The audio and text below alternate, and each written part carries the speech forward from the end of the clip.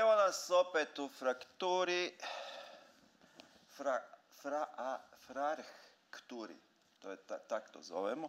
I evo tu se vidi da smo već odradili Borisa Vidakovića sa pisanom arhitekturom, Ardijana Karla Gašija sa postliterarnim spisateljstvom, a sad nam dolazi ono što ja čekam već godinama i ti vjerojatno, ali prilika čini lopova, jel? I lopov priliku. Lopov priliku. Neću te najavljivati, Žarko Pajić je večeras, molim vas u prvi red. Možete. Priveden. Da vas privedem. Ajde. Imamo, ali nikog nemamo u prvom redu, pazi. Zašto se ljudi boje doći u prvi red? Za VIP goste. Pa gledaj, Plenković je rekao da baš sad ne može doći, jer zna se zašto. Milanović je malo u downu, a Tomašević baš mora nešto oko zagrebačkih cesata i tako dalje, pa ja se ispričam. Tako da, eto. Ja svoje goste ne predstavljam iz jednostavnog razloga što su oni ili toliko anonimni da nikako predstavljanje im ne može pomoći, ali u principu su toliko poznati da zapravo to onda nema smisla. Ti, naravno, spadaš u ovu prvu kategoriju. To si ti rekao. Dakle, šta je bilo sa Fools and Horses? Nešto smo bili pričali u backstage-u, pa da čujemo prvo Fools and Horses priču. Dakle, ja osobno mislim da nema boljeg primjera što znači moć i što znači politika nego jedna epizoda Only Fools and Horses u kojoj je između ostalog sljedeće, samo ukratko. Dakle, predsjednik mjesne zajednice, da tako kažemo, Pekama, je trigger, dakle, smetlar, godinama. I u jednom trenutku on konačno kaže vrijeme je da se dođe do smjene vlasti. A u drugom redu je, naravno, nitko drugi nego Rodni. Dakle, nikog nema. U tom trenutku trigger kaže imamo samo jednu točku dnevnog reda, tko je za, naravno, digne ruku Rodni i kaže ja predlažem da umjesto mene, koji dajem ostavku, od sad vodi mjesnu zajednicu Rodni. Tko je za? Naravno, Rodni se javi i u tom trenutku trigger uzima metlu i odlazi. I nikog nema. I iz drugog reda dolazi za stol, naravno, Rodni. I u tom trenutku vidimo performativnu transgresiju, glava mu napad gore ide, ruka mu je dolje, ništa ne govori, odjedanput uživa u samom sebi i sad naravno hoće pokazati što je moć i hoće lupiti po stolu i lupi tako da padne. Dakle, evo što ti je moć. Moć, da. Gledaj, tu sad dolazimo do pitanja nomenklature. To je ono na čem ja jako inzistiram. Znači, a vidim da je dosta tu diskusije o tome i da ljudi naprosto vape za nekim određenim glosarom ili kak se to zove, nekakvim kompendijem izraza koji bi nas uputili na to gdje smo mi to danas. Ne? To je ono što se ja cijelo vrijeme pitam, zapravo kome se mi to upućujemo. Evo, tu su i kipari, mi arhitekti, dakle, vi filozofi, u krajnjoj liniji, političari. Koji je taj svijet zapravo? Šta je? Znači, ajmo prvo za jednog najznačajnijeg po meni hrvatskog filozofa, šta je to stvarnost? 20 i sad za kaznu ćeš u prvi red sjest. Ne, ozbiljno.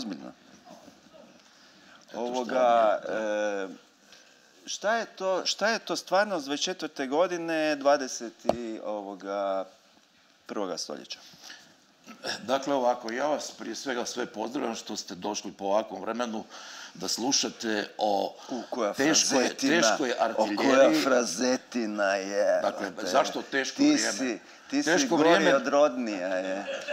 Ti si I rodni tako list ja s njim sad već pokazao. 25 godina. Ja sam inače došao samo zbog jedne stvari.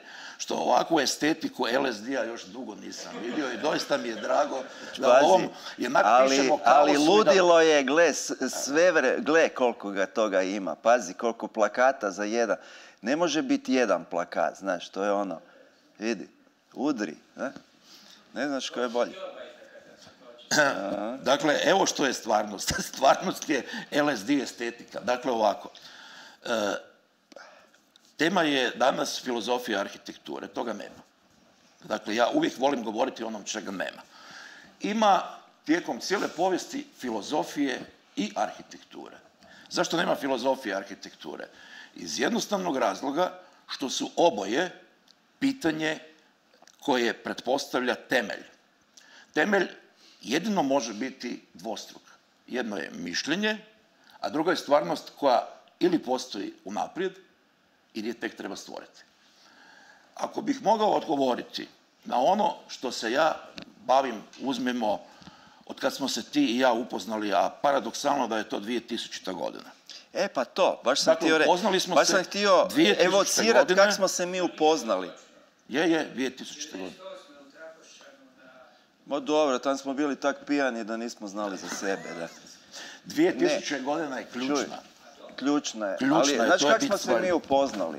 Znaš kak je naš susret izgledao? Ne, ja sam gotov u sekundi. Klik! Tak smo se upoznali. Pa da, tako u stvari i ovoga. Zašto zbog to spominjem? Spominjem zbog toga što je to trenutak kad smo uspostavili misaoni kontakt sa onim čime ste se ti i Vinko bavili intenzivno još od 80. godina, a to je promišljanje arhitekture koja nije samo gradnja u prostoru, nego je između ostalog vezana uz najvažniju stvar uopće. A ta najvažnija stvar uopće je ideja koja je direktno vezana sa biti cjelokupne zapadnjačke metafizike, a to je tehne ili tehnologija. U onom trenutku, dakle, kada vi krajem 80. godina postavljate osnove za digitalnu arhitekturu, ja se tada intenzivno bavim nečim što još, naravno, nisam mogao sebi potpuno osvijestiti, a to je prijelaz u filozofiji iz najznačajnijeg mislioca kao što je Martin Heidegger spram onoga što u 80. godinama počinje biti intenzivno na neki način vezano uz kulturu, uz umjetnost, uz arhitekturu, to je pojam postmoderne. I to su dva mislioca koja su naravno toliko važna da mi danas bez njih ne možemo ništa. Jedan je Jacques Derrida, a drugi je Gilles Deleuze. Ali ono što sam htio zapravo reći, što je stvarnost. Baš sam te htio pitati jedno trik pitanje. Kad bi trebalo odabrati između jednog i drugog, Deleuza ili Derride, kog bi odabrao? Pa vrlo jednostavno. Baudrillarda. Ne. Ja sad moram biti jako diktatorski raspoložen do kraja, kao što znaš, ja sam u tom smislu totalitaran. I reći, dakle, ova moja knjiga je 4. svezak tehnosfere u kojem pokušavam promisliti arhitekturu, dakle filozofijski, ali ne polazeći od povijesti u smislu, dakle, što je bilo kod Platona, Aristotela, Kanta i tako dalje, nego želim vidjeti zašto arhitektura danas, po mom sudu, nema više svoje mjesto. I zašto tehnosfera je jedan novi apsolut koji u sebe usisava, ali sve. Ne usisava samo arhitekturu, nego usisava jezik, usisava cjelokupnu sliku, usisava film, što između ostalog znači da smo došli do jednog određenog zida u kojem i tradicionalni pojam stvarnosti na kojem, eto, ti inzistiraš, više nema smisla. Zašto nema smisla? Iz jednostavnog razloga što ovo čime se mi bavimo, što ovo što ti imaš sada ovdje, što ovo što ja držim u ruci nije stroj, nije tehnologija, to je nešto za što tradicionalna filozofija, a čak i Derrida i Heidegger nemaju izraz. Ne mogu to misliti. Zašto ne mogu misliti? Zato što je tehnologija uvijek bila sredstvo. Tehnika je bila što? Tehnika je motika, tehnika je plug, tehnika je odnos sa prirodom koje čovjeka čini, da tako kažemo, sretnim. Kad se nađemo primjerice u ali nekom... to McLuhan lijepo kaže, da je to ekstenzija živčanog sustava, dok ovi drugi ekstendiraju naše tijelo. Jel? Dakle, tvoje pitanje je izuzetno važno. Jer ako ja kažem da je meni bliži Deleuze, onda sam naravno dao jedan put koji naravno je ključan. Zašto? Zato što Derrida još uvijek ostaje u jednom tradicionalnom horizontu i on samo što radi. On je zapravo razgraditelj, malo prije smo govorili o razgradnji, on je razgraditelj nečega što tradicionalno postoji. Da budemo potpuno još jednostavniji. Dakle, ono što ja nazivam tehnosferom, to nije tehnika, jer je tehnika izgubila svoju vladavinu već u 19. stoljeću, kada nastaju moderne znanosti i kada moderne znanosti, poput primjerice fizike, kemije, biologije, u potpunosti stvaraju novu tehnologiju. I ta nova tehnologija vladat će sve do 60. godina i imat će u sebi nešto fascinantno. To je mehanička tehnologija. Sjeti se da si ti naravno zajedno sa Vinkom cijelo vrijeme inzistirao da moramo vidjeti gdje je prijelaz spram digitalne arhitekture. I zbog čega je mehanička tehnologija bila ključ za razumijevanje arhitekture 20. stoljeća sa naravno najznačajnijim predstavnikom kao što je Le Corbusier, koji ne može razumjeti i ne može shvatiti drugačiji svijet ukoliko taj svijet nije izravno vezan sa logikom moderne tehnologije. Dakle, tvornica, sve ono što od tuda proizlazi. Međutim, stvar se mijenja, radikalno se mijenja u ideji. Mijenja se krajem 40. godina kad nekom padne na pamet, dakle, niti je filozof, niti je tradicionalni znanstvenik, ali je čovjek koji je zapravo ključan za ovo što mi danas želimo danas raspraviti. Taj čovjek se zove Norbert Wiener i njegova knjiga o kibernetici je apsolutno remek djelo. Ono je toliko remek djelo da je među prvima postavio sljedeći teorem. Toliko važan da ga ja moram ovdje naravno ponoviti. Dakle, ako kod Einsteina imaš potpuno jasno u teoriji relativnosti, u onoj slavnoj formuli i posljednjoj velikoj formuli, da je E jednako mc na kvadrat, ako imaš materiju i brzinu, onda kaže između ostaloga Wiener, ključ za razumijevanje svijeta dalje nije ni materija, nije ni brzina, nego informacija. A informacija je nešto što kad uđeš kao što sam ja ušao, da tako kažemo, sa filozofijskim znanjem i od negdje 2015. gotovo u bunilu krenuo i napisao 5 svezaka i dalje se time bavim, onda mi je bilo jasno da informacija je nešto što su stari Grci, dakle još kod Heraklita, ali kod Aristotela zvali formom. Ta forma je ključna jer je naša misao.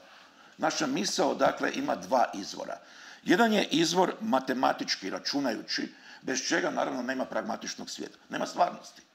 Na kraju krajeva, Grci su narod koji je opstao zahvaljujući umu što su stvorili ono oružje koje je pobjedilo Perzijance. Dakle, je onaj koji tu stvara tehnologiju. Ali postoji i drugi put mišljenja. Taj put mišljenja je onaj koji pripada filozofima, ali ne samo filozofima, nego umjetnicima. To je onaj kreativni, intuitivni, bez čega arhitektura ne može postojati. Arhitektura, ukoliko je svedena samo na racionalizaciju, ako je svedena na tehniku i tehnologiju, što je znao na kraju krajeva i između ostalog Walter Gropius, kad savjetuje između ostalom arhitektima da ne padnu pod jaram i pod, da tako kažemo, fascinaciju sa tehnikom, nego kažu nemate li mašte, nemate li kreativnosti, gotovi ste, izgubljeni ste. Dakle, ako se to spoji, ako se spoji tehne, što kažu Grci, i poezis, onda imaš, ali u potpuno drugom svijetu, onda imaš ovaj svijet u kojem mi živimo. Što je to? To je tehnopoetička djelatnost. Da to prevedem, što je stvarnost? Stvarnost je apsolutna konstrukcija. I ta konstrukcija proizlazi iz nečega što je gotovo kozmičko, jer nikako ne možeš odrediti što znači internet. Ne možeš ga filozofijski odrediti. Zašto? Jer to nije tehnika, to nije klasični signal, nije ni Bog. To je priroda. Nije priroda, jer kada bi bila priroda, onda bismo imali lako razumljivi fenomen. Inače, kod Jamesa... Nešto što se razvija po principima prirode, ne? Kada bi se razvijalo po principima prirode, onda bi suvremena tehnosfera bila vrlo jednostavno shvaćena, bila bi oponašanje, bila bi mimezis prirode. Nije. To je onaj dio mišljenja koje ja sad želim posebno istaknuti. Evo jedan primjer. To je nova stvarnost, ne? Tako je. To je nova stvarnost. Ovdje sam ja pred, nekoliko godina u kako se zove, muzeju, dakle u džamiji, je imao predstavljanje jedne knjige jednog umjetnika, slikara, vizualnog, da tako kažem, umjetnika, koji se pozabavio i problemom slike sa teorijskog stajališta. Bio je u publici, što mi se jako svidjelo, jedan čovjek koji je bio u stanju da sve ono što sam ja govorio, da mu je to zastrašujuće išlo na živce. Bio je naravno još pod djelovanjem alkohola i između ostalog rekao je nešto što je bilo tradicionalno objašnjenje umjetnika i klasičnih filozofa. Što rade filozofi? Interpretiraju svijet.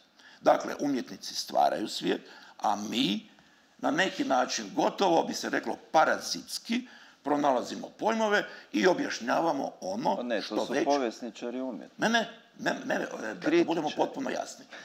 To je tradicionalno objašnjenje. Svijet postoji ili od Boga, ili od prirode, ili od čovjeka, što je stvar mišljenja, što je stvar interpretacije.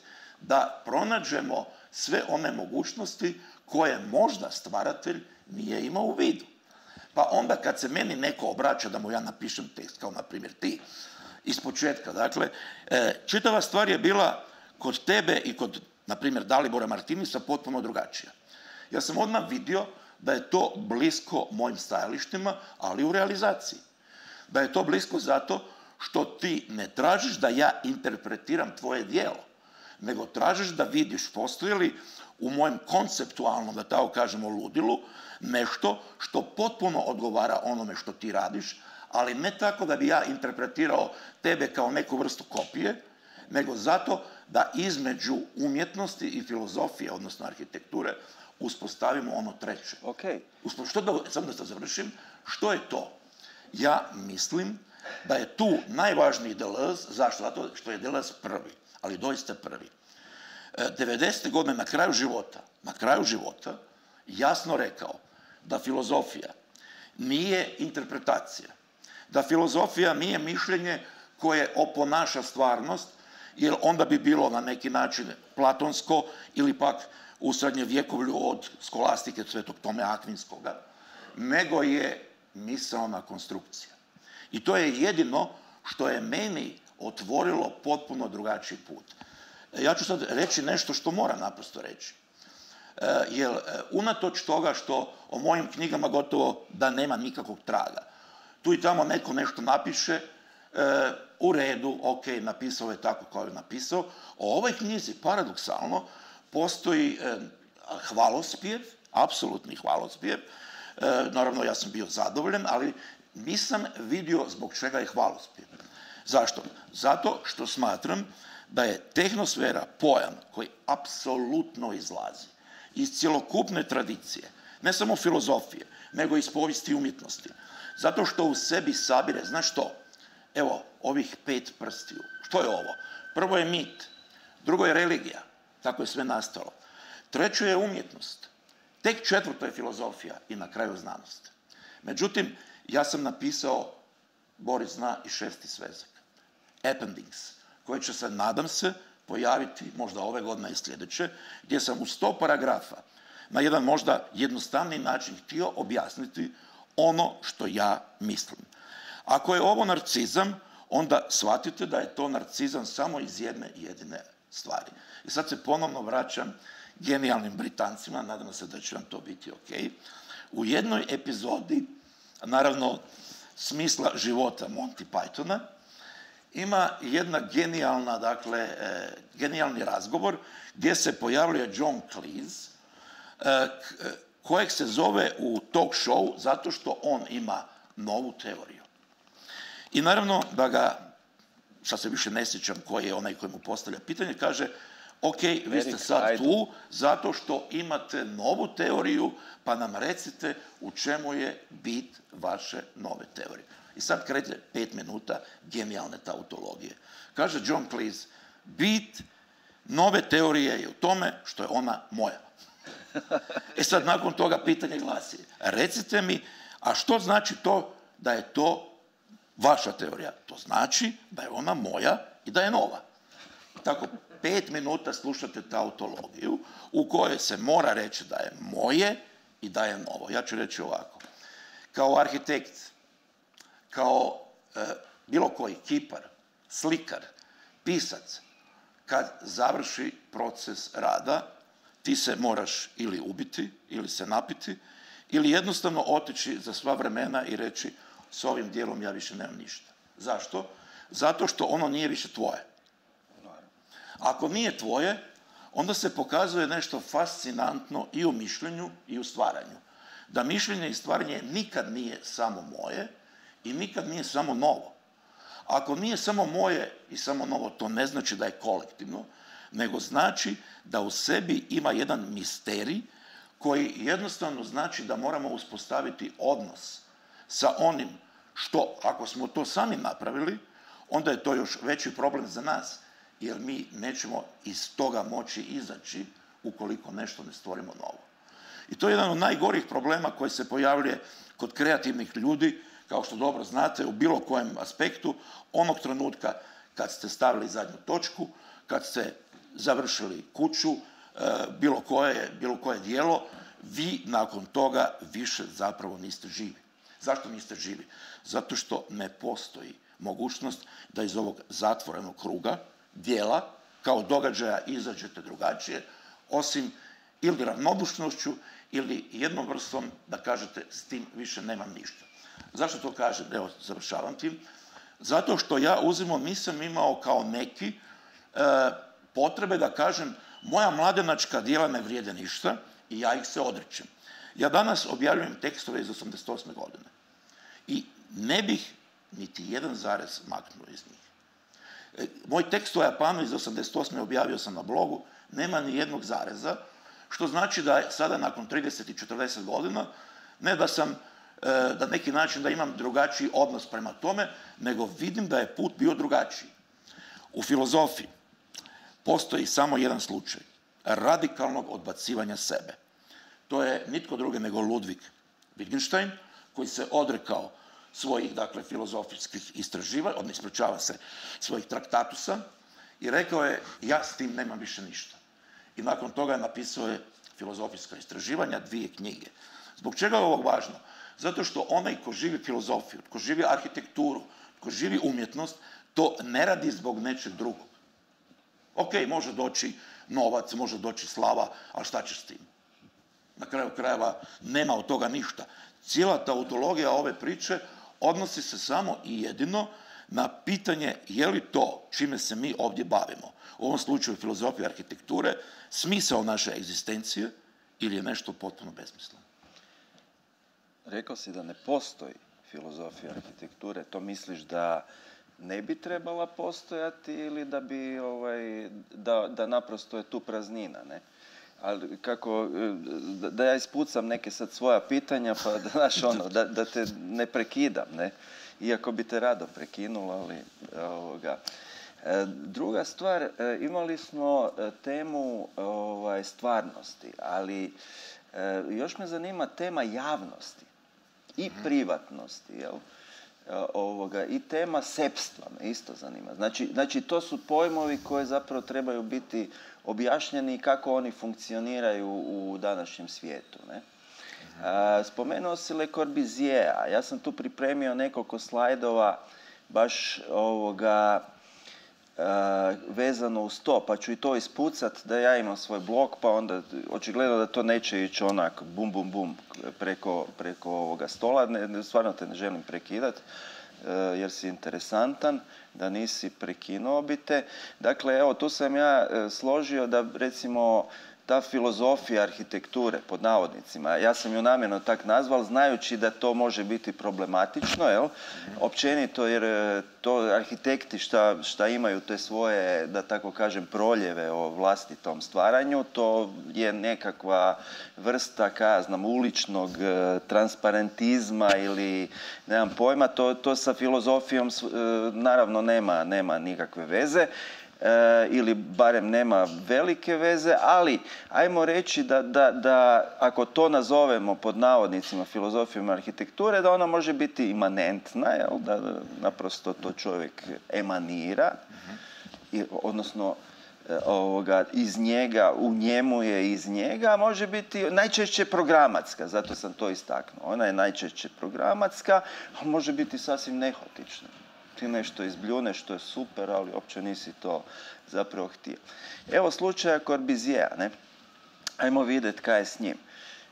Ti si rekao najznačajniji arhitekt 20. stoljeća, ja se isto slažem, no moja, kak bi rekao, istraživanja ili moj nekakav cijela priča na neki način u tim velikanima arhitekture 20. stoljeća ne vidi ono što je zapravo najprisajedinjenije, kak bi rekli naši susedi, dobro mehaničkoj eri kojoj oni pripadaju. Corbu priča o tim linerima, on priča o tehnologiji, a on zapravo kaj dela? On radi kubuse na sunčanoj svjetlosti, zapravo radi skulpture u betonu, ne? I to mu zamjeraju već prije, ja sam ga na neki način branila, sve mi je više jasno da on, i njega je Čenks nazivao posljednjim formgiverom, dakle davateljem oblika i tako dalje. Arhitektura nije kiparstvo, nažalost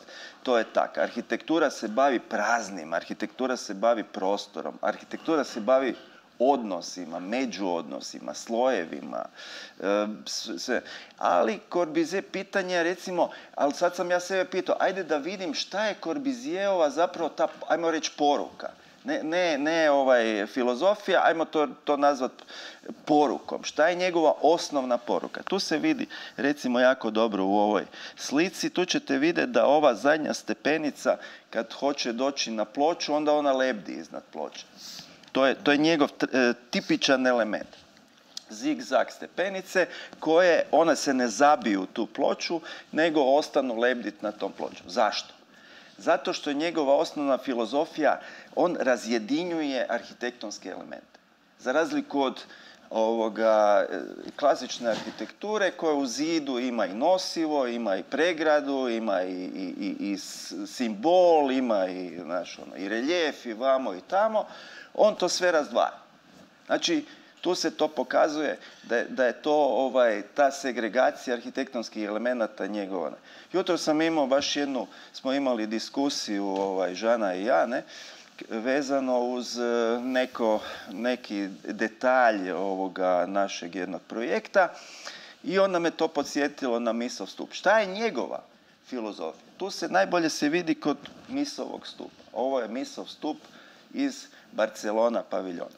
Tu vidimo 4 L profila koja su povezana ovim tu zakovicama, ali na način da su razdvojeni ovim T profilima. Zašto su tu T profili?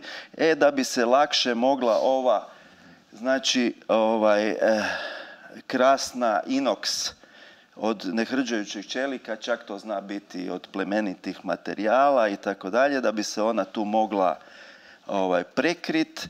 Onda vidimo ove pločice koje to skrivaju tu rešku i tako dalje. Vidimo jedan kompozit u biti koji uopće nema veze s onim što Pevsner i tumače, a veli to je onaj, kako oni to vele, zahlikajt ili onaj, znaš, ona čista istina, čisti, znaš, da je sve istinito i da je sve vani. Ne, ovo je stup koji je apsolutno izdekoriran kao nešto što predstavlja, dakle, nije više masa, ne, nego, i šta je sad njegov najvažniji dio? Sad kad znamo malo statiku, onda znamo da u ovakvom stupu ili općenito u stupu nosi najviše šta? Os. a njegova os je prazna. Znači, on je napravio stup u kojem praznina nosi. Ne nosi materija, nego nosi duh. Ne? I to je zapravo... A istovremeno je on još... Prvo je dematerializiran tim križem, onda je još dematerializiran tom opnom koja reflektira i tak dalje. Znači, to je apsolutna dematerializacija. Mis. Ajmo vidjeti kaj Kant veli. Ne? Kant veli kaj bi cigla htjela biti. To je njegova osnovna priča. Kaj bi bilo koji element htjela biti. Onda, veli, cigla bi najmanje htjela biti ono kaj je uobičajeno, a to je jedna na drugoj. Cigla bi zapravo htjela biti luk. Cigla bi htjela biti, i to se vidi kad vidiš tu blizu, ovo je sve sa ciglom napravljeno. Ti danas možeš vidjeti kako to Indijci delaju, on je tam radil u Pakistanu, vamo tamo. Razumiješ? To ljudi rade bez ikakve skele, bez ičeg. Jer cigla zaista hoće biti luk.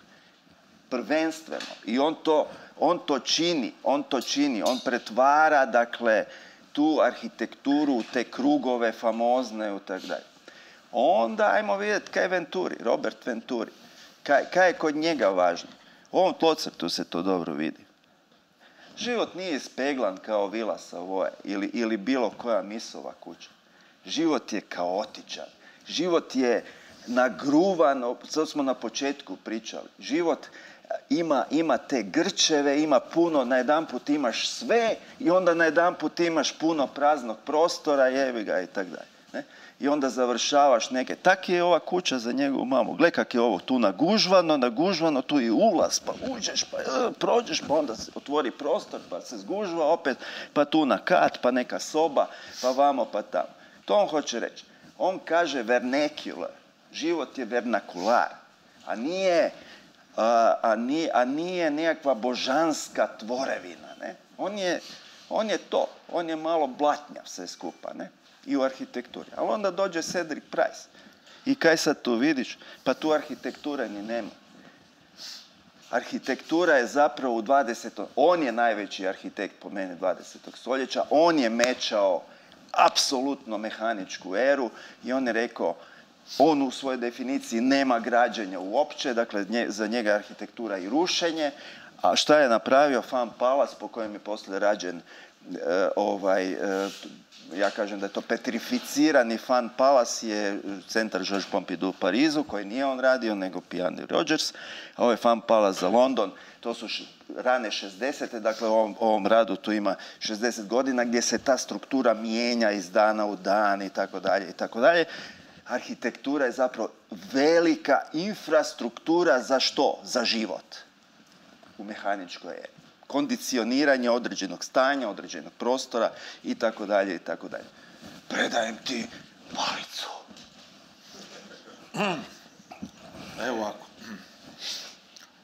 Razlog zbog čega ja Le Corbusiera uzimam za paradigmatskog arhitekta modernog doba, u kojem naravno je avangarda radikalizacija modernizma, jest ideja stroja.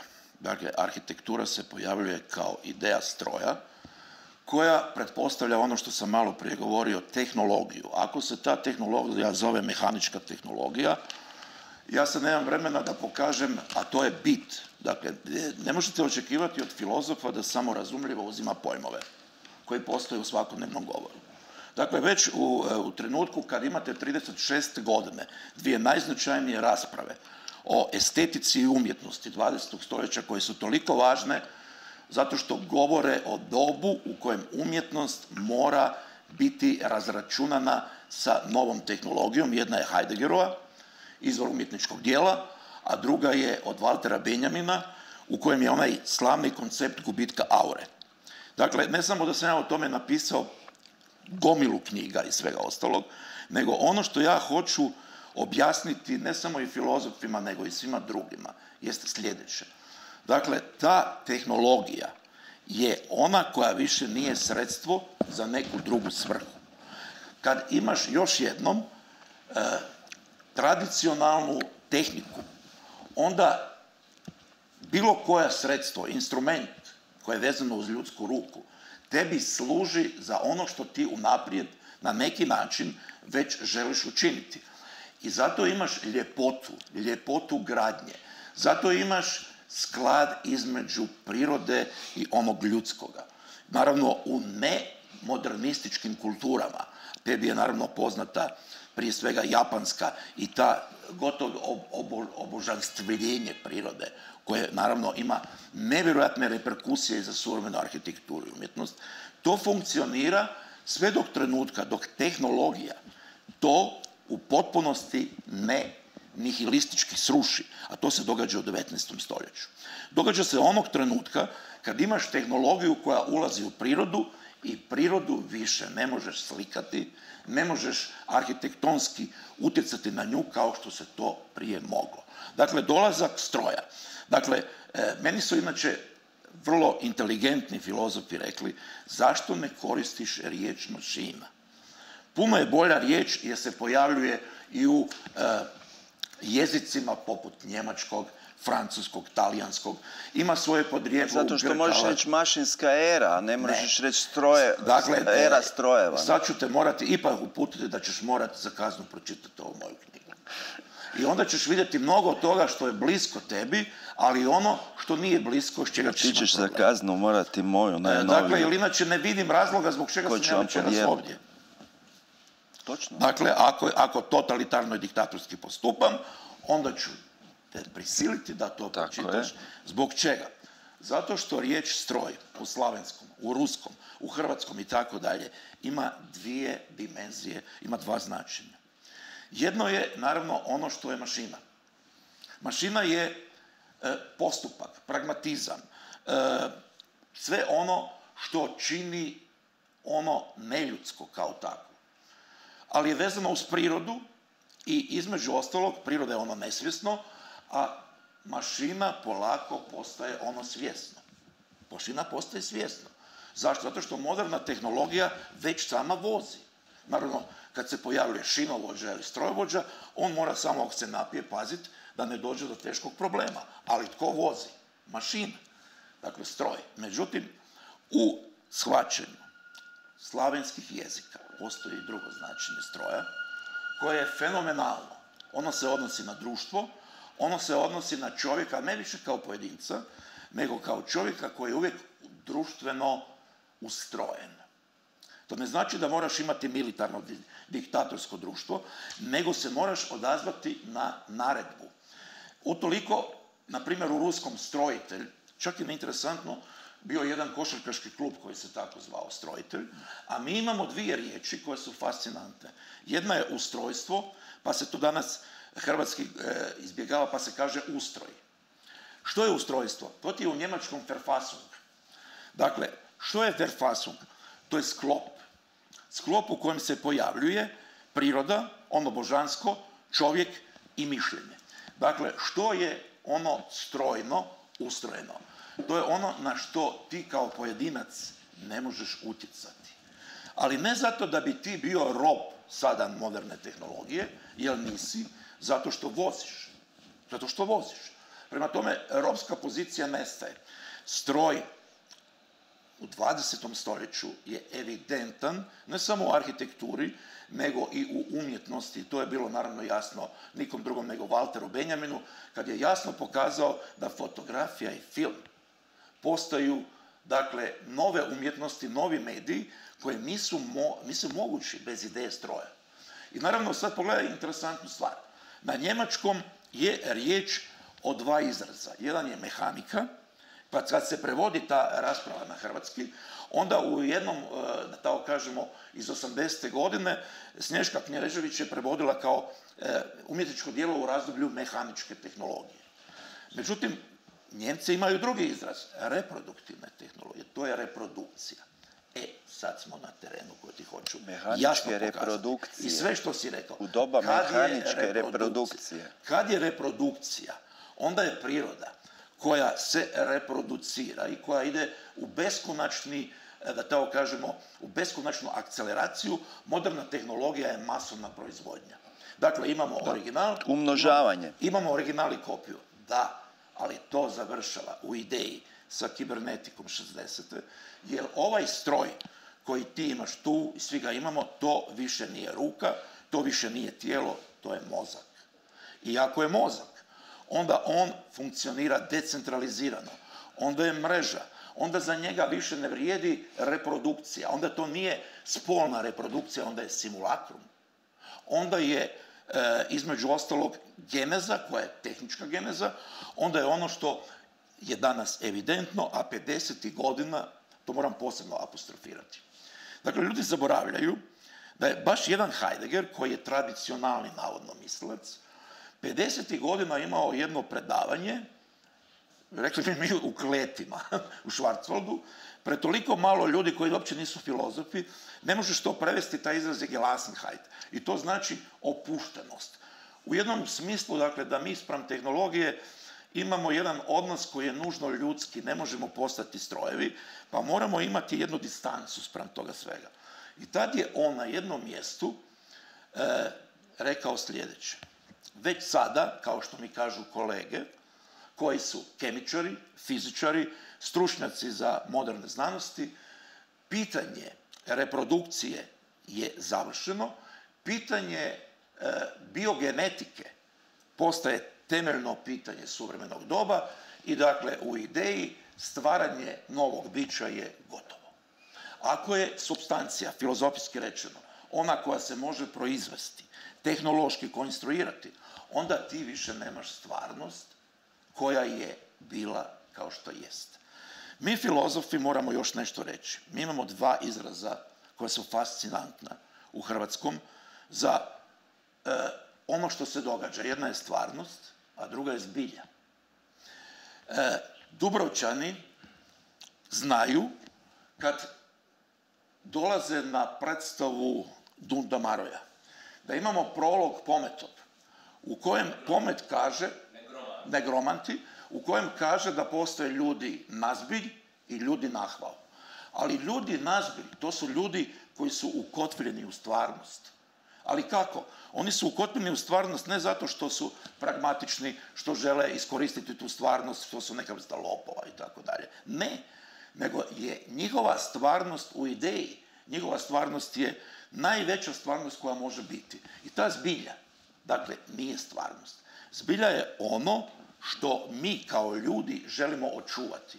Želimo očuvati od prijetnje da nam moderna tehnologija ne uništi posljednje ostatke naše, da tako kažemo, iskonskosti. Meni je potpuno jasno da je tvoja rekonstrukcija, misaona i arhitektonska i svojevrsna kritika, naravno nikog drugog nego Le Corbusiera, nužna. Ali ja imam ovu stvar. Ja dakle njega ne obožavam, uopće imam radikalno kritički stav, ali on je za mene paradigmatska figura, kao što su to dva najznačajnija umjetnika 20. stoljeća. Jedan je naravno suprematist kao što je Maljević, zbog ideje nepredmetnosti, a drugi je nitko drugi nego Marcel Duchamp, zbog ideje da je ready-made samo rezultat moderne industrijske proizvodnje i gdje između ostalog pitanje originala i kopije na neki način prestaje. Zašto je to važno? Važno je zbog sljedećeg. Ako sada mi imamo ni stvarnost ni zbilju, nego imamo konstruiranu hiperrealnost koja nije više simulacija. Pazi, 60. godina to je još uvijek bila utopija, to je još uvijek se govorilo, jer kompjuterizacija nije otišla tako daleko, pa se govorilo, znate, mi smo u nekom virtualnom svijetu kao u nekom svom snu. Naravno da su mislioci, da su vizionari jasno znali, to je sada tako, ali vrlo brzo tehničkim dostignućima to će nestati. Znaš koja je epohalna granica nikog drugog nego najznačajnijih mediologa i komunikologa kao što je Marshall McLuhan? U tome što je njegov koncept zastario. Pravi koncept kojeg mi imamo danas je koncept Wilhelma Flussera. Wilhelm Flusser ima koncept tehničke slike, digitalnog koda. Cijela stvar je u kodu. To nema Marshall McLuhan. On ima zastarili koncept koji ljudi ne shvaćaju. On govori o globalnom selu. Nema globalnog sela. Kao što nema ni globalnog grada. Sve što jest je ono što 69. i mnogo kasnije Wilhelm Flusser kongenijalno, vizionarski, filozofski vidi i kaže živimo u telematskom društvu. Što je telematika? Daljina. Ali kako je to moguće? Moguće samo ukoliko nam je slika bit stvari, a ne jezik, a ta slika nije nastala niti božanskim udjelom, niti prirodom, nego je nastala zahvaljujući 0,1. Zahvaljujući tehničkoj konstrukciji koja nam omogućava da virtualna stvarnost nije bijeg u snove, nego je virtualna stvarnost jedina prava stvarnost koja određuje sve što jest. I sad da... Stvarnost stvarnije od stvarne. Tako je.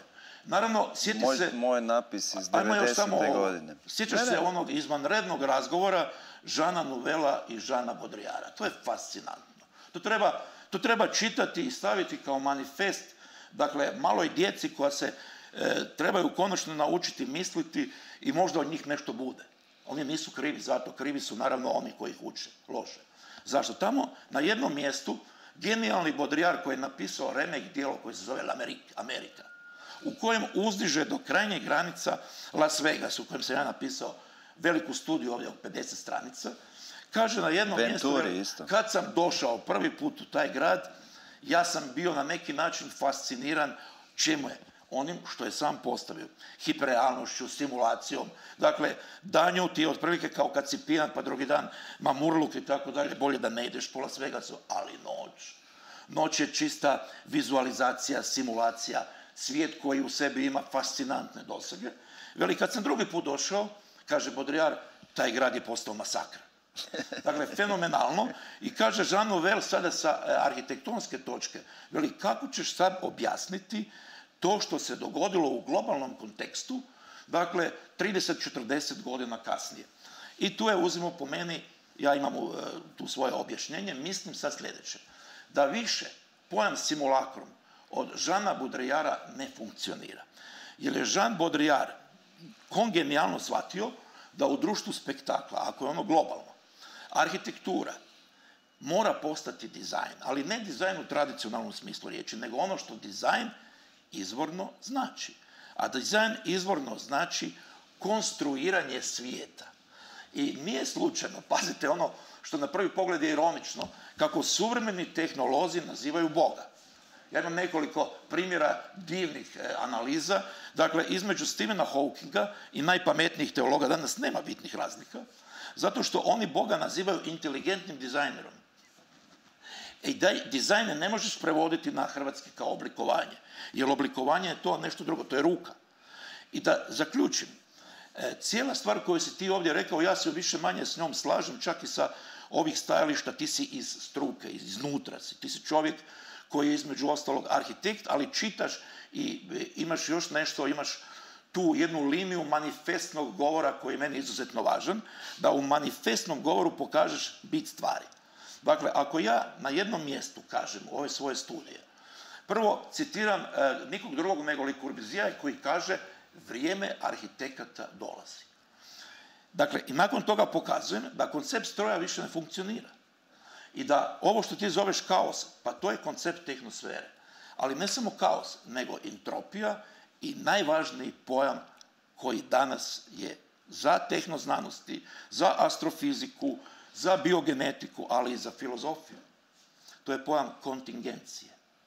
To se ne može prevesti kao slučaj. To znači da ti imaš mogućnosti razaranja, kao što vidimo u Kini sad. Dakle, da možeš stvoriti grad i da ne samo iz biološke ili ekokatastrofe sve to nestane, nego da imamo još jednu mogućnost koju smo zaboravili. Iz ideje modernog stroja nastaje moderno društvo. Između Marksa i Le Corbusiera po meni nema razlike. Zato što je Marks shvatio da su proizvodne snage, automacija, to je kapital. To je kapital, a oni koji ne znaju, koji pričaju o prostih gluposti, neka pročitaju Grundrisse u kojem Marks još 50. godina govori o automaciji i najavljuje mogućnost da stroj sam radi. Dakle, to nije ništa teško kad misaono vidiš da je to nešto što ide irreverzibilno, to ne možeš zaustaviti. Dakle, u čemu je temeljni problem? Vrlo jednostavno u ovome. Ako mi ne živimo više u doba tradicionalnih strojeva, onda više nema ni modernog društva. To moderno društvo se raskorilo, uništilo se, nestalo 70. godina genijalnom, ciničnom i užasavajućom izrekom Lady Margaret Thatcher, koja je rekla na jednom skupu i najavila korporativnu neoliberalnu ekonomiju, politiku i kulturu ovako: There is no such thing as society. Prema tome, tog trenutka, kad si dobio takvu izjavu, društva više nema u tradicionalnom smislu riječi. Postoje samo korporacije i samo pojedinci. I kakvu arhitekturu imamo kad imamo kaos, entropiju i kad nemamo tradicionalnog društva? Dakle, više nema popmodernizma, više nema socijalne gradnje, jer je to više manje nešto što na neki način je izostalo, jer utopije više nema, postoje samo distopija. Dobili smo korporativno ludilo koje po meni, onaj teoretičar arhitekture koji je zapravo filozof Hubert Damisch u sjajnoj knjizi Narcistički grad pokazuje kao problem skyline-a. Dakle, u tom trenutku nebo nije granica više, nego je nebo jedini prostor arhitekture. Nebo i podzemlje, dakle zemlje više nema. Ako je to tako, onda iz toga proizlazi po meni najteže pitanje. Ne za arhitekte, ne za filozofe, nego za nas kao misaoni ljudi. A to je pitanje, je li moguće da arhitektura u svijetu u kojem vladaju kaos, kontingencija i entropija, i to ne da se to može samo tako našom vlastitom voljom riješiti. Ne može se vlastitom voljom riješiti. I imamo između ostalog samo još jednu stvar koju moram reći. Ima izvor jednih mislioca koji su 50. godina shvatili da kaos postaje novi red. I da kapitalizam globalni tako funkcionira. Proizvode takove situacije krizne, jer jedino u takvim situacijama može se roditi nešto novo. Dakle, jedan od genijalnih, bez kojeg Deleuze ne bi bio Deleuze, to je Gilbert Simondon, koji je skovao pojam metastabilna ravnoteža. Dakle, pazi, ravnoteža, ali kakva? Kaotična. I to je to u kojem mi miljeu funkcioniramo. Ako funkcioniramo u tom miljeu, onda ja imam radikalnu kritiku svake nostalgije za prošlošću. Imam radikalnu kritiku i u umjetnosti, i u arhitekturi, i u filozofiji, jer od toga biti neće ništa. Dakle, ta priča je završena. Mi jedino što možemo vidjeti što na neki način imamo pokušaj, ali oni su neuspjeli. Može li se stvoriti novo društvo? Pitanje je kako. Kako? Politički, tehnološki i tako dalje. Moj odgovor ne može. Ne može zato što je logika ovog stroja, koji više nije stroj, mozak. A mozak u sebi ima, kao što dobro znaš, nevjerojatne konstruktivne mogućnosti, što znači racionalizaciju, projektiranje i konstrukciju. To je tehnosfera, ali mozak ima još nešto. Destrukciju. Tako je.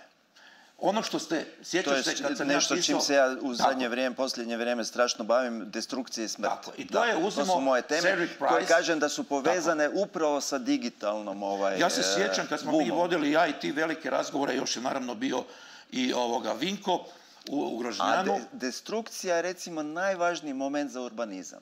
Urbanizma pravog nema bez destrukcije i tako dalje i tako dalje. Ok, znam da si to već napisao. Ne, ja moram reći, ne trebaš, ti ćeš samo pročitati knjigu. Moto knjige je od Valtera Gropiusa, sva naša djela nisu ništa drugo do krhotine.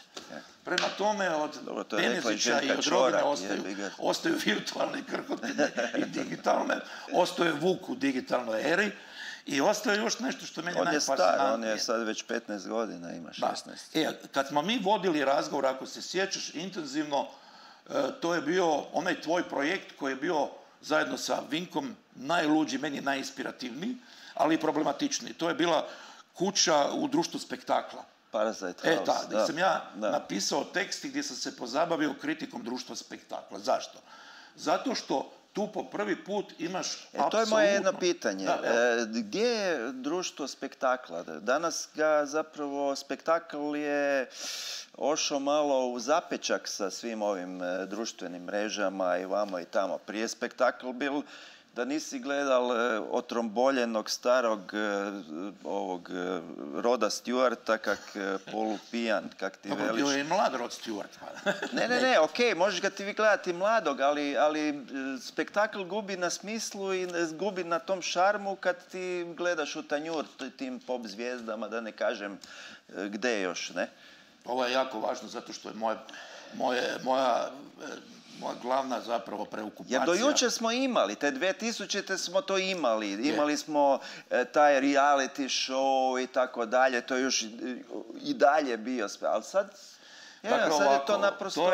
To je temeljno pitanje zbog sljedećeg. Zato što postoji čitav niz vrlo inteligentnih autora koji su na nekom linku između filozofijskog pristupa i stručnjaka za analizu, formalno rečeno, suvremene arhitekture, koja od 90. godina postaje dominantna. Ja objavljujem, evo sad upravo u jubilarnom broju, 25. broju Tvrđe, jedan vrlo zanimljiv temat o filozofijskom razumijevanju arhitekture. I ponovno imam jednog australskog autora koji se zove Hartunian, koji se bavi arhitekturom društva spektakla i koji dolazi do teze koju ja imam na jedan drugačiji način, da je arhitektura postala 90. godina arhitektura događaja.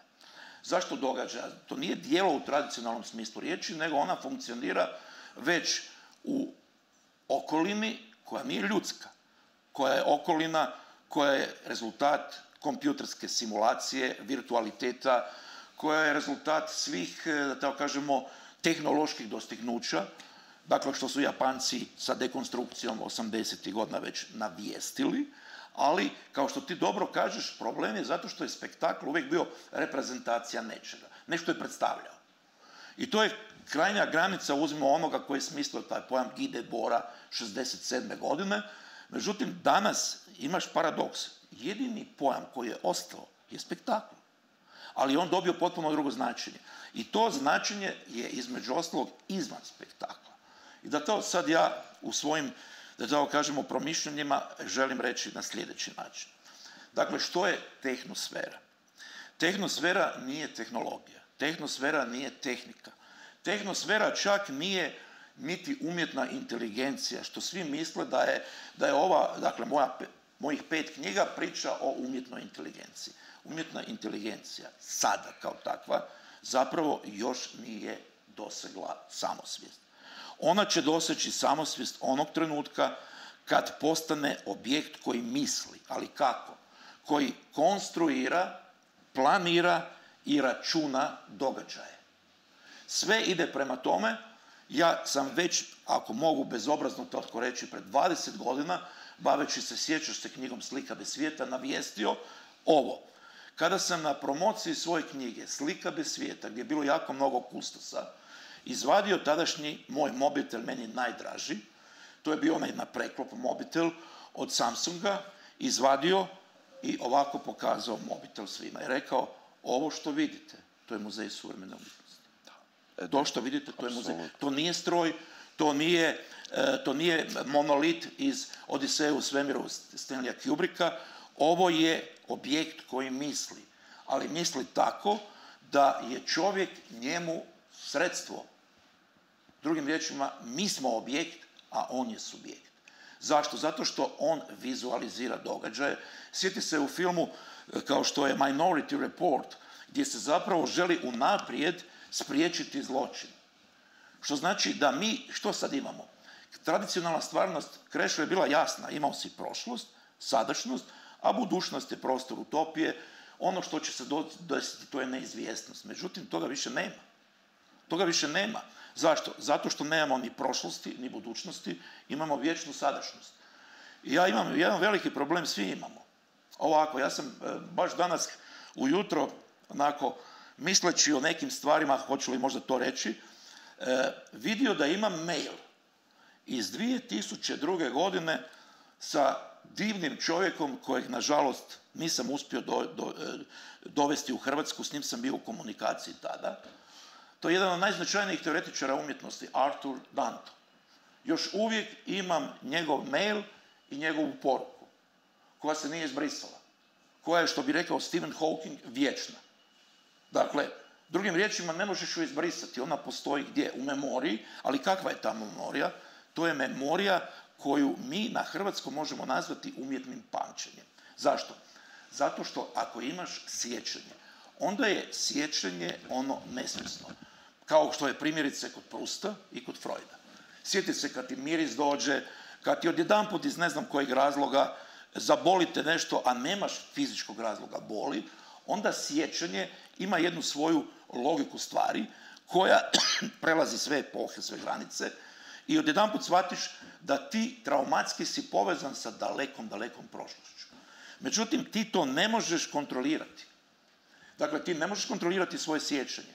I zato je, uzmimo današnje glavno pitanje žrtava, ne samo holokausta, nego opće, trebamo li mi govoriti o tome, jer se time stvara još veća bol, još veća trauma, ili jednostavno zaboraviti. U pamćenju, koje je ovo pamćenje, toga nema. Pamćenje su, dakle, videoteke, pamćenje su knjižnice, ali sve to zastarjelo. Pamćenje je ono što proizlazi iz logike tehnosfere, a to pamćenje nije vezano uz jezik, kao što mi imamo, nego je vezano uz tehničku sliku. I ta tehnička slika je, na primjer, ako smijem na kraju, samo ovako reći, kad ste vi napravili taj projekt, koji je na neki način možda za arhitekte bio prilično provokativan, šokantan i tako dalje, on je već doveo do toga da mi više nismo mogli govoriti o transparenciji. Društvo transparencije je nestalo, razbilo se totalno i to je onaj temeljni problem. Zašto? Zato kad više nemaš distancu, kad nemaš više razmak. Da kažemo za ljude, potpuno transparentna kuća koja ne samo da vidi šta se unutra zbiva, nego ona i projecira na svojim fasadama, projecira šta se unutra zbiva.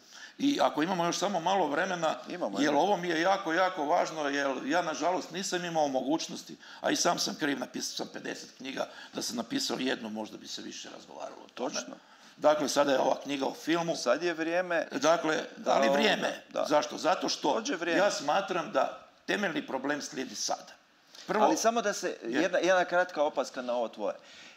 To je moja sad, jedna od posljednjih teza je zapravo da sve materijalno će nestati, a sve duhovno će ostati. Bez obzira, pa i uništile se te datoteke. Ja mislim da će postojati ta digitalna arheologija koja kao što kopaš danas fizičko, ćeš iskopati zapravo i to duhovno, misaono. Da ne zaboravim. Ne, samo nastavi o filmu. Negdje na sredini teksta koji je ne samo vezano uz Le Corbusier'a, nego je vezano uz ideju da je moderno društvo, bez kojeg mi nemamo blagostanja, zapravo ne možemo živjeti bez modernog društva. Vraćamo se u špilje, padamo, što bi rekao Hobbes, u prirodno stanje. Katastrofa. Moderno društvo, onaj koji je protiv moderniteta, taj lud tip. Dakle, fundamentalisti nisu... Besmisao... Pa naravno. Ja to isto kažem, povratak prirodi, znači dva bullshita. Povratak prirodi i sačuvajmo planetu. Pa planeta će biti sačuvana. Fundamentalizam inače postoji samo u Americi. Ajmo se dogovoriti koje mi to prirodi vraćamo. Upravo to. To je jedna vrsta zapravo krajnje perverzije i potpuno banalne stvari kao što danas ekofundamentalizmi. Onaj genijalni koji se izruguje tome je pisac koji sve razumije, to je Michel Houellebecq. Uništiti, naprosto uništava filozofe i kaže evo sad sam tu, imate 50-100 knjiga, pa neki John Zerzan, pa Michel Foucault, šta da uzmem? Ništa. Zašto? Zato što mi ne odgovara na moje pitanje. Na moje temeljno pitanje koje nije isto pitanje kao što je bilo pitanje Platona, kao što je bilo pitanje renesanse, nego je moje pitanje ludo. Dakle, što će mi život ukoliko ću imati Alzheimer i što će mi život ako ću imati 100 godina, a ništa više od mene u duhovnom smislu neće postojati. Dakle, čista agonija trajanja. I dakle, kad ja to dalje razvijam, završavam, ja sam to napisao od 2018. i onda sam pročitao u Jutarnjem tvoj intervju i onda sam te htio nazvati i reći ti sve najgore u životu što ti imam reći, da te izvrijeđam i tako dalje i da ti kažem da si mi pokrao sve ideje. Pa sve sam ti prepisao. Pa naravno, zašto? Što piše? Kaže Krešo u Jutarnjem, arhitekti više nisu bitni. Moja rečenica zadnja ovdje glasi ovako, doba arhitekata je prošla. Potpuno jasno. Zašto? Zato što sam ja to izveo filozofijski, izveo sam iz svega onog što je arhitektura značila i sad mi ostaje nešto što moram posebno ovdje apostrofirati. Što smatram jedinom mogućnošću, slažem se s tobom, dakle ono što će preostati u trenutku kad umjetna inteligencija dobije umjetnu intuiciju. Kad HAL 9000 iz Kubrickovog filma, a to je već sljedeće godine. Znate što će biti glavni problem? Svi znaju to o čemu ja govorim već 20 godina. Prvi problem će biti za prevoditelje. Za humaniste. Što će oni prevoditi? Što će oni prevoditi? Oprostite, najnoviji program Google-a koji još nije u uporabi, Dieter Mersch, veliki filozof, s kojim sam ja u divnoj komunikaciji. To je taj civilizacijski skok, mi je poslao taj program, jer njegov prijatelj iz Google-a, iz trusta mozgova upravo to ima i rekao je ovako, nemoj to molim te koristiti, nema šanse da ga proširiš ili je zaštita, pogledaj ovo. Ja sam ostao nakon toga 3 dana u takvom bedu. Zašto? Zato što genijalni prevoditelji Platona i Aristotela ostaju bez posla. Naravno. Zato što između ostalog prijevod zahtjevnog teksta, kao što je uzmemo prijevod Georgea Agambena sa čitavom nizom citata i tako dalje. Novi program Google Translate obavi u roku 10 sekundi od 15 stranica i oprostite, pogledajte sad, bezobraznog političara, bezobrazni kulturpolitičar reče, šta ćete mi vi? Šta ćete vi pisci, filozofi? Čemu uopće knjige? Pa ja preostajem, jer ja sam vlast i moć, ja ću vam srezati novce, jer vam tu ne trebaju. Pa ćemo dati to feru, oprostite ovako na jednom izrazu, daćemo umjetnoj inteligenciji, robotici, daćemo onima koji, između ostalog, korisno nešto rade. A ne vi se ovdje bavite ovim što ću ja sad reći. Arhitektura se u 20. stoljeću počela 60. godina filozofski objašnjavati zahvaljujući Roland Barthu i strukturalizmu kao znak. Značenje. Znak, značenje, označitelj. Danas mnogi misle da je semiotika nešto jako, jako važno i da je to neprevladano. Ja sam naravno prošao sve to i smatram da je to važno, ali da s pojmom semiotike ne možeš objasniti ovo čime se mi sad ovdje bavimo. Dakle, virtualitet, digitalnu sliku semiotika ne objašnjava. On je, znaš, hipnotičan, pazi.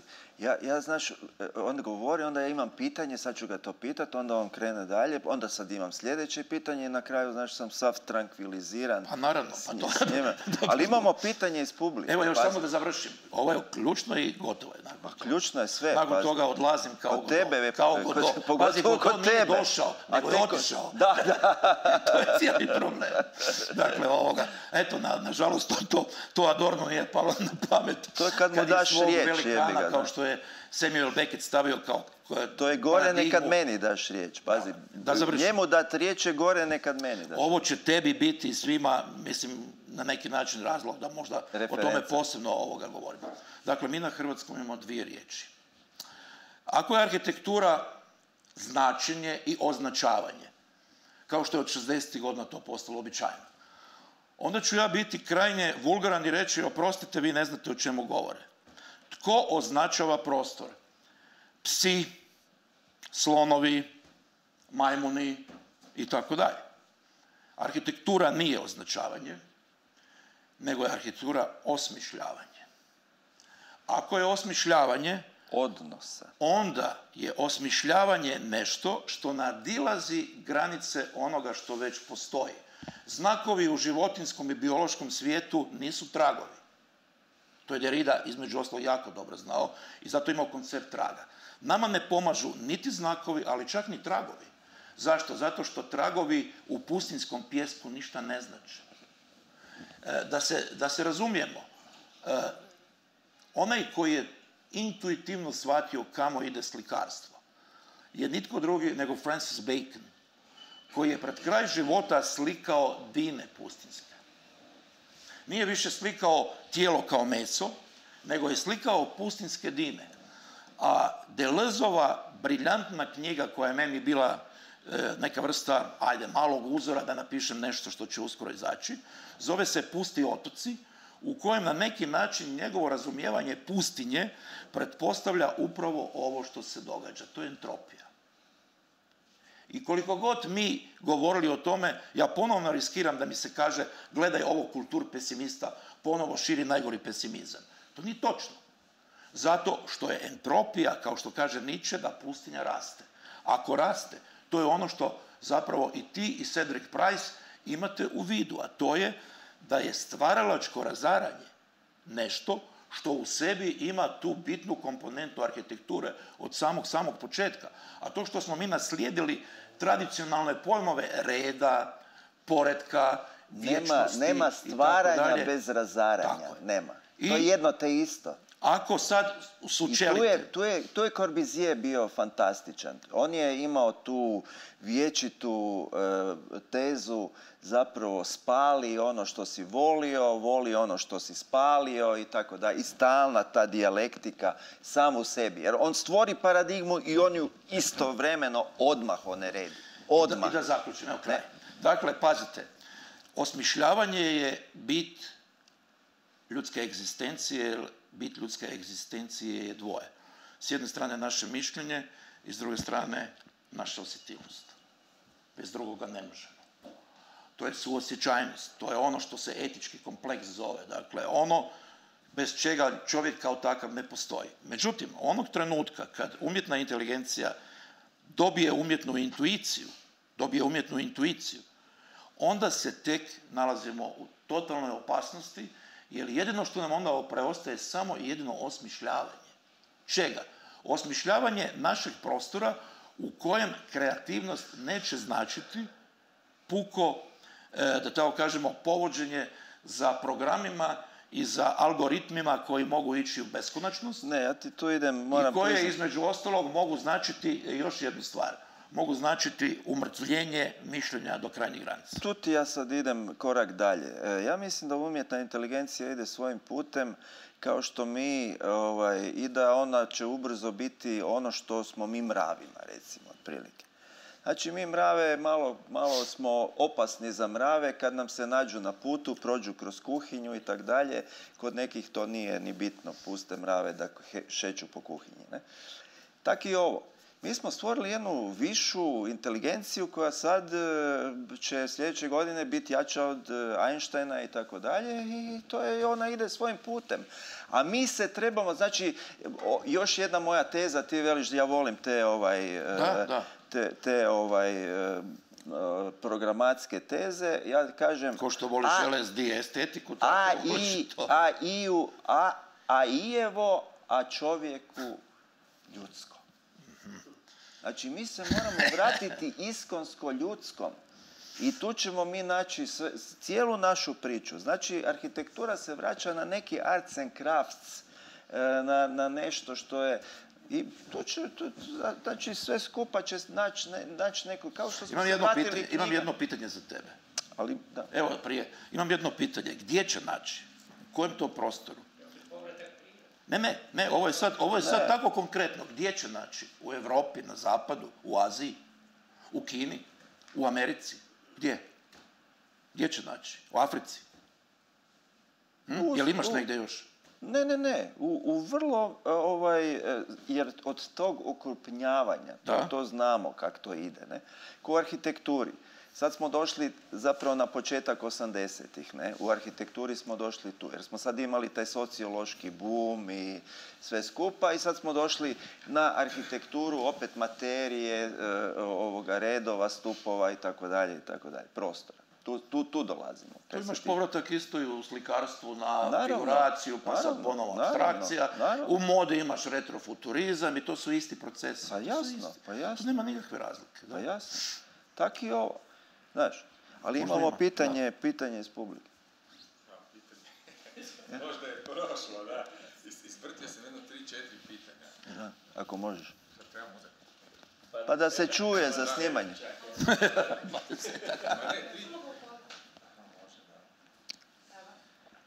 Ne znamo će to sad biti pitanje. Prvo pitanje, pa drugo, pa treće, pa četvrto, pa mi se zavrtilo u glavi, pa nisam znao. To je dobro. Pa nismo to htjeli, jel tako? Tako je vrtilo. Pa da. Zavrtilo mi se u glavi, nisam više znao sam šta mislim i da li uopće ima smisla postavljati pitanje. I onda sad, sa zadnjim razgovorom mi se opet upalilo nešto i tako, ne. Ali, evo, samo da se nadovežem na arhitekturu i smisla, da li je ona sad bitna i moguća u onom svom nekom istinskom obliku, da ona zapravo služi za ljudski suživot, jel' tako? Jel bi tome trebala, između ostalog, služi? Ako idemo gledati od početka, čemu je služila arhitektura, je objedinjavala sve. Skulptura... Arhitektura je bila internet, neka vrsta interneta, ne? Da. Sve je u njoj bilo, da. Sve je bilo u njoj. Informacija, sve je tu bilo, ne? Sad, palo mi na pamet kako filozofije u početku gledala da stvori mišljenje i bitan je bio dijalog za suživot ljudi u gradu. Ne? Iz tog je onda se i politika i smisao brige za zajednicu i sve. Sad mi imamo u srednjem vijeku se kreće dokazivati nešto, izlaze sveučilišta, krećemo proučavati prirodu da bi dokazali ili opovrgnuli i sad mi proučavamo prirodu, a došli smo do toga da smo sad mi postali oni koji se proučava. I sad ova tehnosfera u biti proučava nas. I sad kad gledam, recimo danas mi je to zapravo zadnjih par dana, sve te mreže i to, doslovno imam osjećaj vrtoglavi, znači sve slike su postale pokretne, više uopće ne dolazim do biti, niti mislim da je bitna jedna slika koju gledam, to su samo slike koje se kreću i ono što je bitno je to kako ću ja reagirati na to što vidim. To vam je Günther Anders već davno rekao, da smo mi zastarjela bića u svijetu koje smo sami stvorili. I to je to. Zato se taj svijet polako od nas odvaja, a mi... Knjiga koja se bavi... Još smo tu, jer imamo ta ograničenja koje imamo, mi smo stvorili vrstu koja je bolja i jača od onoga. Krešo, može li ipak jasno, konkretno, dakle, da li misliš, i to te muči, je li slika, kao slika, koja sada vlada, ona koja proizlazi iz biti čovjeka ili možda nije? Je li to što hoćeš na neki način? Upravo to, zato jer mi se ne bavimo više biti stvari. I kako se vratiti našoj biti i početi živjeti našu bit, pa onda će i ta arhitektura naći svoje pravo mjesto. Ajde ovako, da to kažemo na vrlo jednostavan način. Ajde da gledamo ovako. Što je ključ cijele priče oko arhitekture? Cijele priče oko arhitekture u Grka je ideja hrama. Hram bez polisa ne može postojati, zato što polisu daje smisao. Hram je istodobno sveto i događaj, ali ljudsko. Zašto? Zato što čovjek u Grka živi sa živim bogovima koji mu se pojavljuju u svakodnevnom životu. Cijeli problem povratka tome je zapravo vrlo jednostavan. Povratka nema. Povratka je čista mistifikacija. Zašto? Zato što ti danas u arhitekturi, to je možda pitanje tebi, imali u 21. stoljeću i jedna jedina arhitektonski važna projekcija neke katedrale ili neke crkve, koju bi arhitekti uzeli kao primjer paradigme uopće. Moj odgovor da to ne može postojati. Zato što Bog se više ne objavljuje u doba tehnosfere, zato što između ostalog nemamo više ni građanskog tradicionalnog društva i ono što nam je ostalo je radikalna korporativna logika stvari u kojoj poslovni toranj skyline ide sve više i više gore. Što imamo još?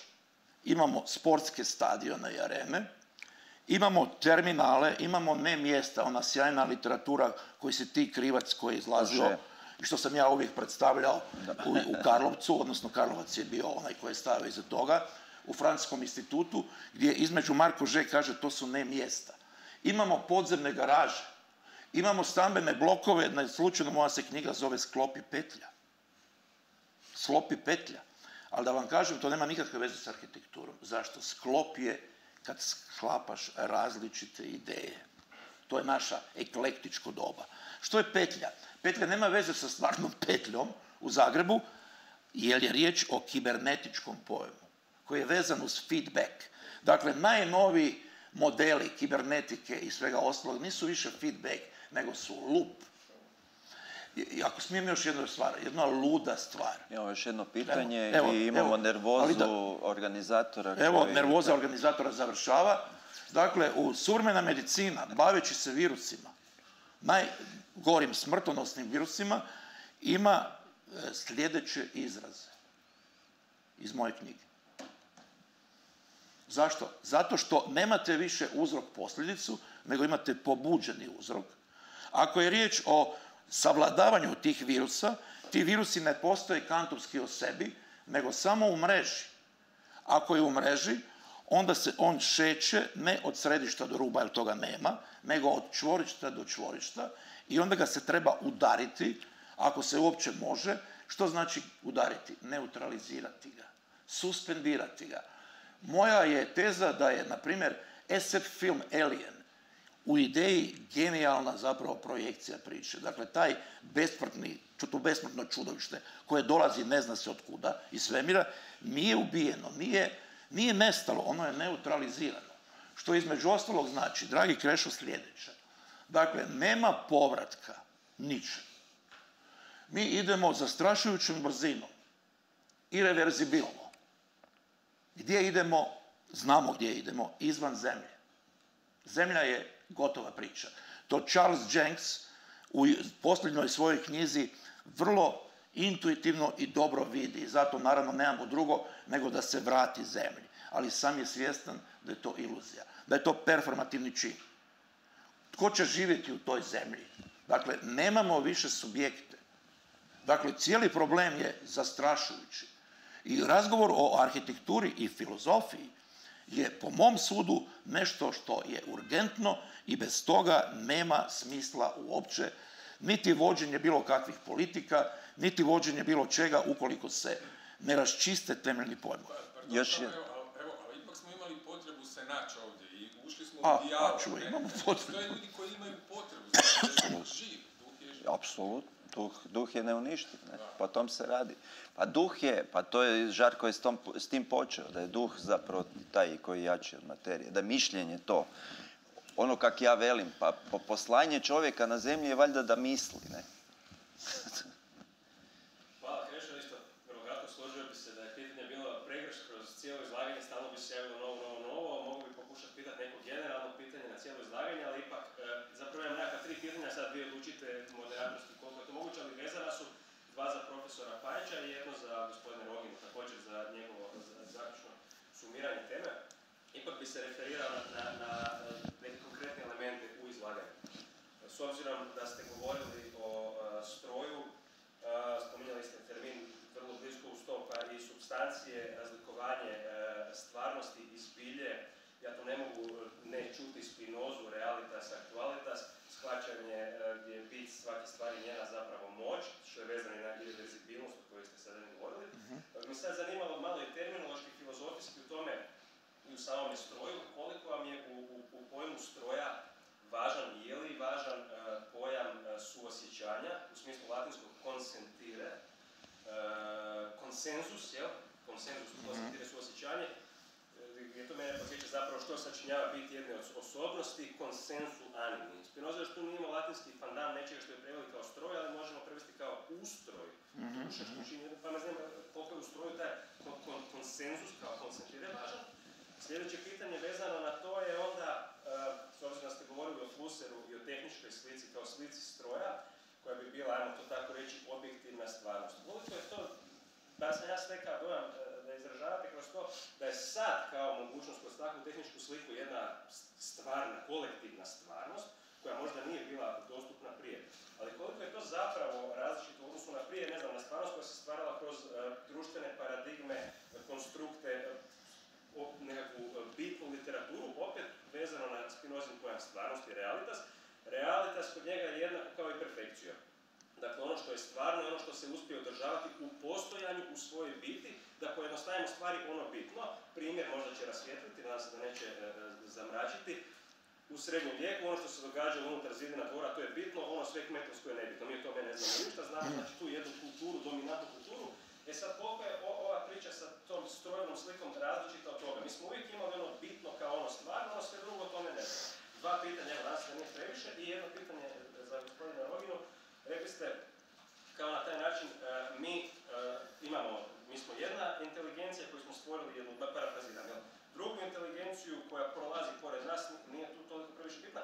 Koliko smo mi stvorili, ako ju stavimo u neku sad opet filozofijsku perspektivu, recimo eleatizma jednog, parmenidijanskog, gdje je uvijek tu ta inteligencija. Ona je tu, mi smo samo iznašli nekakav način koji ćemo iskomunicirati te, ali jesmo li ju mi zapravo zaista stvorili, Pa evo ja ću prvi odgovoriti. A sad smo naboli u nekom smislu. Mi smo jednostavno stvorili ono što je naš vječiti san, a to je besmrtnost i to je vječnost. Ne? I to je to. I stvorili smo zapravo stvorili smo novo božanstvo. Ja sam već davno rekao, novi Mesija dolazi iz interneta, jel? Kad je već internet... Ali možda ne znaš da su jedne od posljednjih riječi filozofa, teologa, kazališnog redatelja i pape Ivana Pavla II. Bile fascinantne. Ja kad sam to pročitao, ja sam rekao, izuzetno dobro, to je to. Ovako glasi, hvala ti Bože na internetu. Dakle, ukratko, Spinoza je važan, ne slučajno Deleuze ga uzima u svojim analizama i filma i između ostalog u svim aspektima razumijevanja suvremene tehnologije, da to posebno ne izvodim jer to imamo u svim mojim drugim knjigama. Međutim, problem sa Spinozom je sljedeći. Dakle, stroj nije tijelo. Ako je stroj tijelo, onda smo mi McLuhanovci. Onda je to samo što? Proširenje tjelesnosti u smislu fiziologije, u smislu osjećaja, u smislu duha, ali tradicionalno govoreći. Zato ja imam muku. Ja nisam uspio reći da imam i treće značenje stroja. I to će biti odgovor na vaše pitanje. Treće značenje stroja nije ustroj, nije postrojavanje i nije mašina. Treće značenje stroja nadilazi i jedno i drugo. Nadilazi i ontologiju, i etiku, i politiku. To je estetsko. I to estetsko u sebi je ono kad vi imate zapravo čisti odnos sa virtualitetom, gdje ste gotovo zaljubljeni u svoj stroj. Zašto? Zato što se sjećate da mi zapravo nesvjesno funkcioniramo ne više kao sami. Samoće više nema. Postoji samo interaktivna samoća. Jer samoća znači osamljivanje, odlazak, biti sa sobom. To više nije to. Danas imate zastrašujuću komunikaciju čovjeka koji ne izlazi nigdje, koji je sam. Što znači da ono što se zove emocionalna inteligencija i umjetna intuicija na čemu rade robotičari od Marvina Vinskog i tako dalje, 2006. godine je odgovor na pitanje o kraju stroja.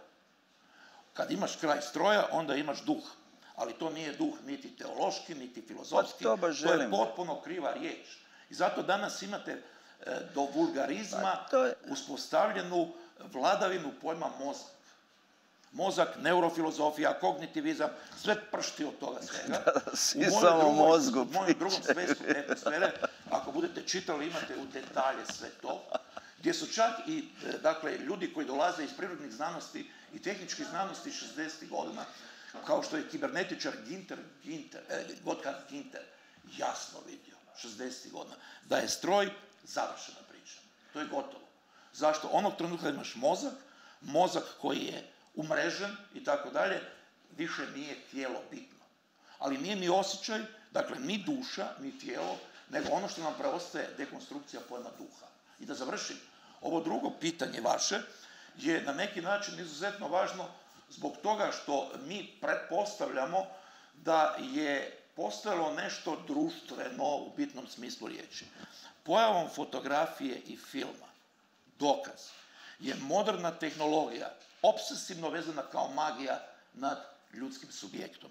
Ljudi nisu bez veze odlazili u kino i na neki način u kinu vidjeli božanstvo. Ako budete kritički čitali Deleuza, na samom početku filma imate njegovu tezu da je film religija. Zašto?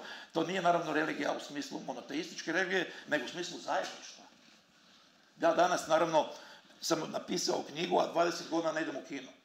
I ne treba mi šta da idem u kino, kad jednostavno interaktivno i samoći mogu gledati što god hoću. Ali od tuda slijedi temeljni problem. Ta digitalna stvarnost umrtljuje zapravo uopće ideju i sliku stroja kao takvog. On više uopće... Ako smijem još na kraju ovo što je izuzetno važno. Dakle, koja je moja stroj je nešto arhaično zapravo. To je moja zadnja riječ. Moja zadnja riječ je sljedeća. Znanosti nemaju više pojam slike. Tehnoznanosti imaju, sjedite se sa teleskopima poput Jamesa Webba, imaju dakle gledanje u metaforički rečeno početak stvaranja svijeta. vizualizacija ne crnih rupa, uskoro vizualizacija Boga. Shvatite to metaforično. Znači, samo dvije riječi su temeljne. Jedna je vizualizacija, druga je kvantifikacija. Kad imaš kvantifikaciju, znanost je temelj svega što jest. Kad imaš vizualizaciju, imaš empirizam. Dakle, nema više metafizike i tako dalje, što preostaje mišljenju koje na stanoviti način jedino pokreće, koje osmišljava stvari. Da bude slika ili da bude broj. Dakle, moje temeljno pitanje je niti slika, niti broj. Stvarnost potpunog bilježenja. Dakle, mišljenje ljudsko nije ni slika, nije ni broj. Znači, znate gdje ja još imam neku vjeru pod navodnicima i time se sad bavim, ali pitanje je da li je to, završetak, to je muzika. Imamo li za još jedno pitanje? Može još jedno pitanje. Pa vama nije jasno da je meni visila na WC. Ali evo za profesora Pačića zapravo. Jer se, sad ću jedan primjer koji mi uvijek bio intrigantan. Da se vratimo na kako ste rekli na početku za Grke vezano uz intuiciju, i arhitekturu. Da. Ali ako pogledamo recimo antički hram, Da. kad uzmemo tlocrt grčkog hrama i rimskog hrama, oni su u tlocrtu apsolutno isti. Međutim, ako pogledamo Bokocrt, dolazimo do radikalne razlike. Jedan ima umjetni zid, drugi ima prirodnu padinu. Sve stoji. Ova ima umjetni zid zbog toga što Rimljani su poznavali luk. A pošto je sad gospodin Rogina o luku je govorio. Imaju luk koji im zapravo postiže to da mi već tad gubimo zajedništvo polisa, jer imamo skrivenost proizvedeno zidom. I Heidegger kaže da je zapravo početak kraja kad Grci prevode pojmove na Rim, na latinski, nemajući za njih pravo mišljenje, no iskrivljeno mišljenje. Odgovor je vrlo A jednostavan. i luk je krivina. Mene zanima, početak kraja čak i arhitektonski. Da. Prvo, je li Grk luk svjesno odbio, znajući za njega? Da je već to krivo samo po sebi, da će uništiti tu spregu jedinstva. Prije nego što gradite. Sad ja moram reći bezobraznu tezu koju me arhitekti mogu samo popljuvati i reći prije je mišljenje. Dakle, prije nego što išta učinim, mislim što ću učiniti, prije nego što vjerujem mislim. Filozofija je ključ cijele priče. Dakle, ako prije mislim što ću učiniti, onda iz toga proizlazi da je luk, da je crta, da je bilo što, ništa drugo nego li ideja.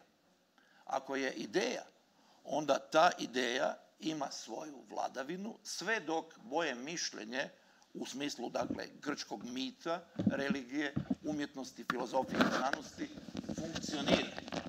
Dakle, dok bogovi jesu tu, što bi rekao Helderlin, dok dođu Rimljani, postoji sve, ali bogova više nema.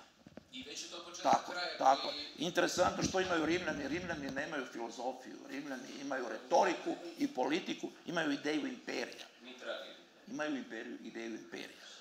I prema tome, vaše pitanje je izvanredno, zato što bi se trebalo pokazati je li, dakle, sve što postoji u morfologiji, u kompoziciji bilo čega, dakle, ono što je struka, primjerice arhitekturi ili slikarstvo i tako dalje, je li to samo empirijski postojano, fizikalno, materijalno, ili od tuda proizlazi ideja?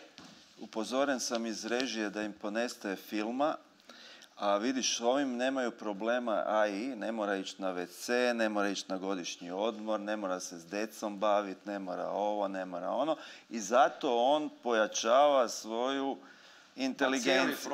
A ja vam se zahvaljujem svima koji ste došli na ovom divnom razgovoru na kraju. Žarku se zahvaljujem, nije to zadnji put da smo se, ni prvi ni zadnji da smo se susreli, bit će još tih prilika. Najavljujem za mjesec dana Romana Bolkovića i razgovor o arhitekturi i medijima. Hvala vam na pažnji i vidimo se.